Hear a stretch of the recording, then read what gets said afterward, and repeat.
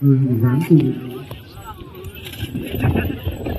các vận động viên lần sau đừng có bắt tụi nó nhớ là thịt trần nhớ họ huyện này. Có đánh thử không? Sấy có đánh thử không? Đánh luôn từ đi ra mét khỏi thứ nhất.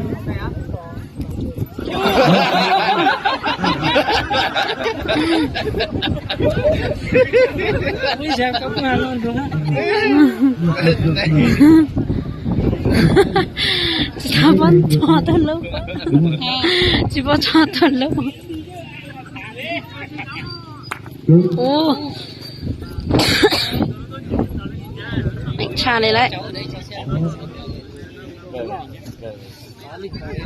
Rồi thành công của chim vàng được 33 điểm.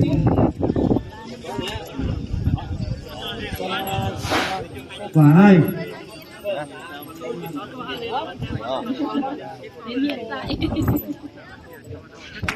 Ô. Có điểm thưởng. Quả 3.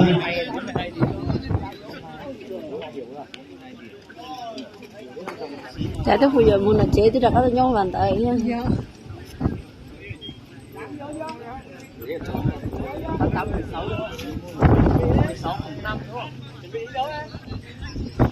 Ô mày cha leo.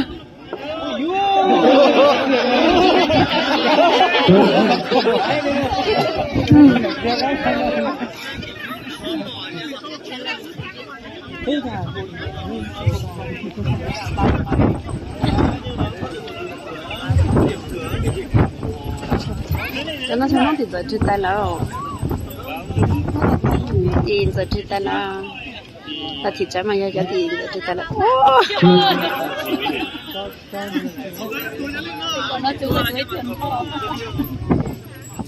Cho nên giờ lên đào trâu, vui à này, đào trâu à giờ.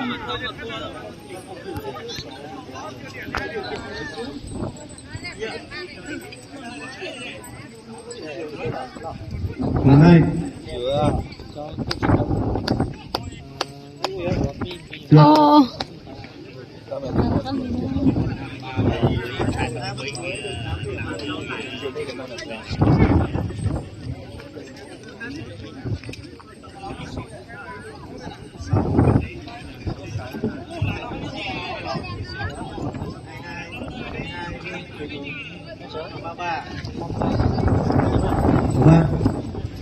Ô, bố bố này, chặt ra.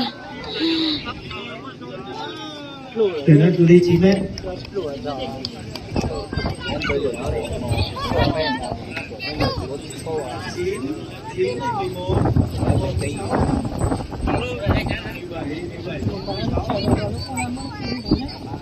Quả nhất 9 mét.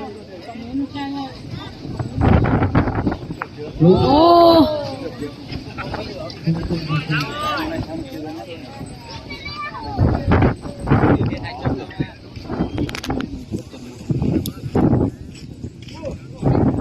Quả 2.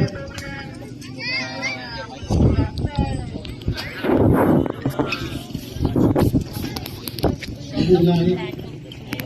Quay trong vòng.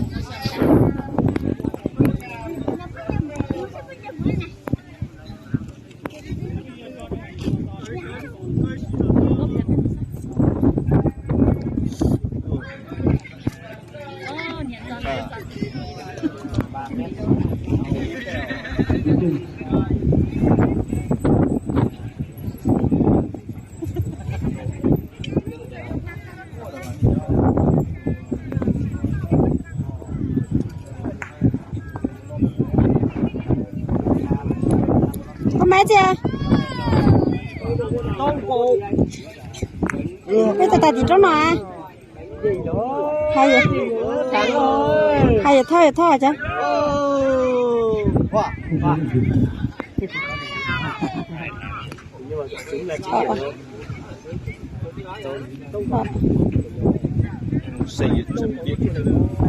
Nguyên 12 sấy của thị trấn của các cháu thì Thắng không? Một con mỏ lớn không?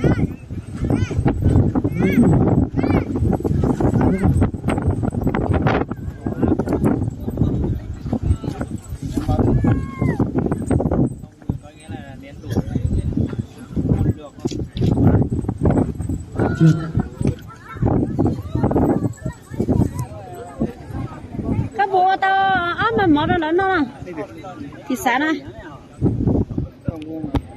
cái mà chip bộ nè mà ít triệu đi hôm mấy rồi rồi chạy qua bếp mà rồi rồi chạy chỉ cả qua rồi sát thế rồi chạy chỉ cả thôi đầy không nước còn lại cái này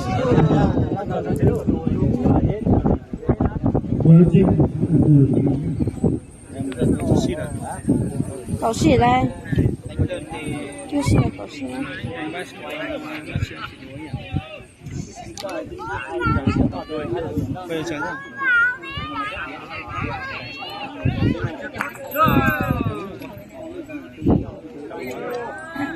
có chỉ sao bây giờ bóng có chỉ sao bây giờ bắn giờ chỉ nó bắt ta tao thì sao bóng đi các bạn quay cái nó thành công cái nó phải tay phải